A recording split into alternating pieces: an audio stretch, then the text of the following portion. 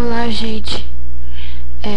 Estou aqui para ensinar como colocar papel de parede em computadores que não tem suporte a temas. Você vai chegar aqui no Google e coloca Oceanes. Já vai estar aqui.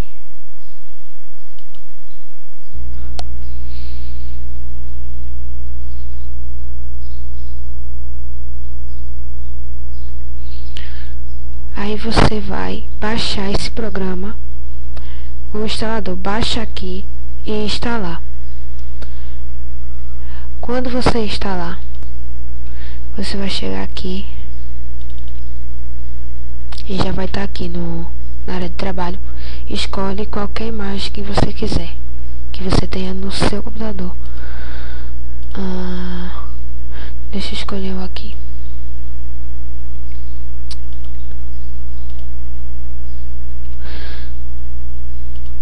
Vamos esse. Aí tem preencher, que é assim, tela cheia. Encaixar, para encaixar. Tijolo. Fica vários tijolinhos, sendo que é porque essa imagem é muito grande. Centro. E aumentar. Deixa eu ver outra aqui.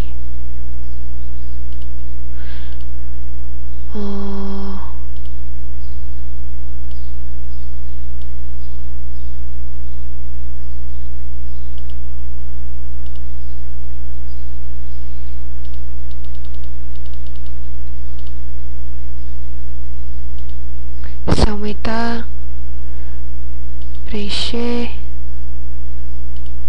encaixar, tijolo, aí fica vários tijolinhos com a imagem. Centro, enfim, é muito fácil. Quando você escolher a imagem, vou escolher uma aqui.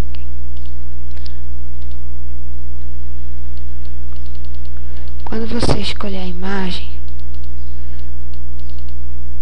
você vai aqui na caixinha e salvar alteração. Vamos aqui. Pronto. Olha aí. Pronto, gente. Super fácil, não é? Tomara que vocês tenham gostado. Tchau, tchau, gente. Até a próxima.